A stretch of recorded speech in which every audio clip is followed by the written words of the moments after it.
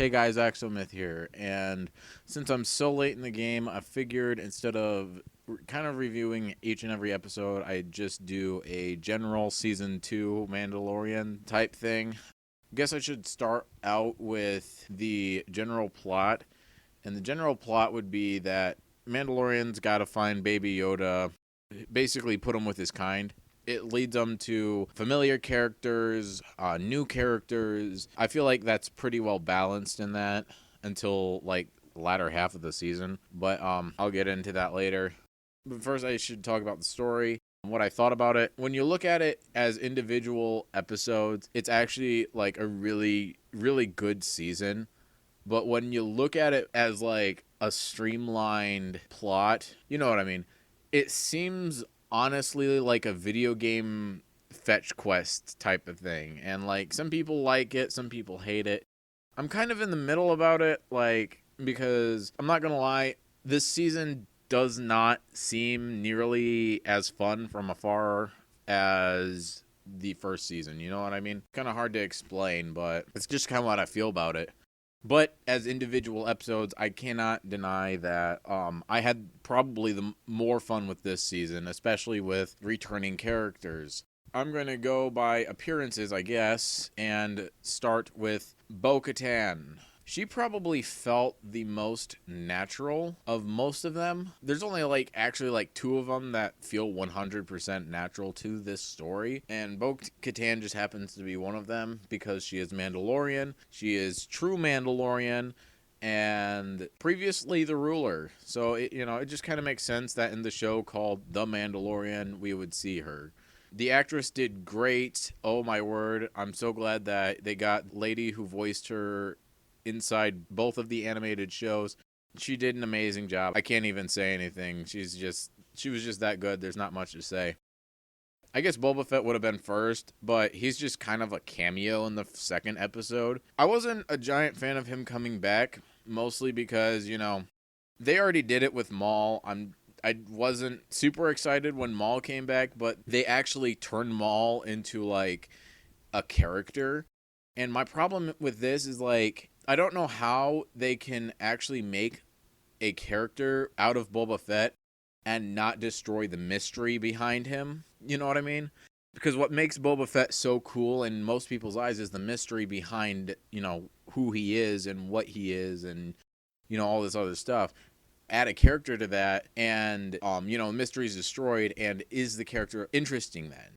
That's why when episode 2 came out, a lot of people were very disappointed in Boba Fett after that. Granted, that's 30 years in between episode 2 and when we see him in Empire Strikes Back or something like that. I think it's 25 or something like that. I don't know, in my headcanon it's 30, so whatever. I don't know how much it makes sense, but it was at least really cool and really interesting that he returned. Next, Ahsoka Tano, and oh my word, I have nothing but good things to say about Rosario Dawson, who played Ahsoka Tano. There's been a few people who said she sucked, and I do not understand it. Because when I watched her, I literally watched Ahsoka Tano in live action. I did not see a difference.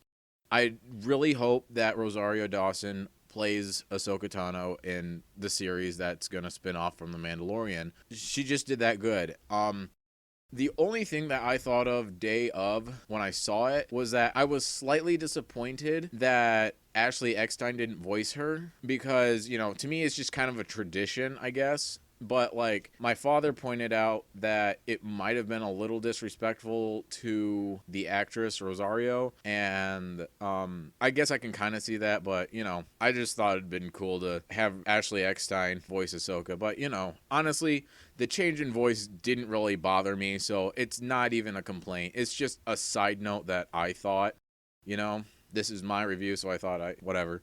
And then lastly, I have to talk about it. Spoilers for the last episode of the season. Luke Skywalker. Oh my word, that was so amazing. They used some of the same technology they used for Rogue One, and personally, I've never had a problem with it. People, I've heard some people say that something just seems off, and I guess sort of, kind of, but I've never actually had a problem with it. Now, if it's blatantly disrespectful to the actor, or if they have it in their will that you can't do that, then that's sort of different. Or if they're like disrespecting the actor's legacy. But like, the cameo in Rogue One, I don't think disrespected Carrie Fisher. And I thought that the Rogue One team did justice to Tarkin.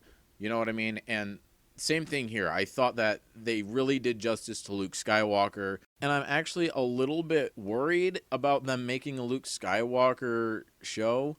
Mostly because, like, Luke Skywalker is the candy of Star Wars. I know it's kind of weird to say. But I mean, like, what makes Luke in Return of the Jedi and here so special is that you don't see much of it until it's super important. You know what I mean? And then when it happens, it's just all out and awesome. But, you have too much of that, and then it's not going to be as exciting anymore. It's not going to be, fresh. It's not going to be cool anymore. You know what I mean? So it's just kind of my feeling on that. Something else that I kind of forgot to mention going back to the plot. This actually kind of goes for like each individual episode. I kind of noticed this weird pattern that reminded me of Dragon Ball Z, or it's kind of also in Star Trek. It's called the Worf effect in Star Trek, and it's called the Yamcha effect in Dragon Ball Z. And basically what it is, it's one particular character getting their butt kicked to show how cool and how threatening the new enemy is. And granted, they didn't, in this show, they didn't use any particular person, except for the Mando once or twice. And it wasn't the bad guy that they wanted to show how awesome it was. It was the returning characters, you know what I mean? If you go back and watch, like, all of the episodes where, like, the returning characters are introduced, basically the locals, stormtroopers, or the Mando will get their butts handed to them by one of the returning characters. And it's just kind of funny to see that they're kind of relying on that kind of formulaic introduction. Especially since, kind of like beating down stormtroopers really isn't that big of a deal. So basically rounding up, I thought this season was really fun. It had its high points, and the only down point is really its video game-esque plot. And even then, it only just makes it, like, when you look at it from faraway point, not super exciting. But when you go into each and every episode, it's like, oh yeah, oh yeah, oh yeah. These are just my thoughts on The Mandalorian Season 2. If you like this video, click the like button. If you want to see more, subscribe. And if you would, share with your friends, I guess. I don't know. Anyway, guys, this is Axel Myth, and I will see you later.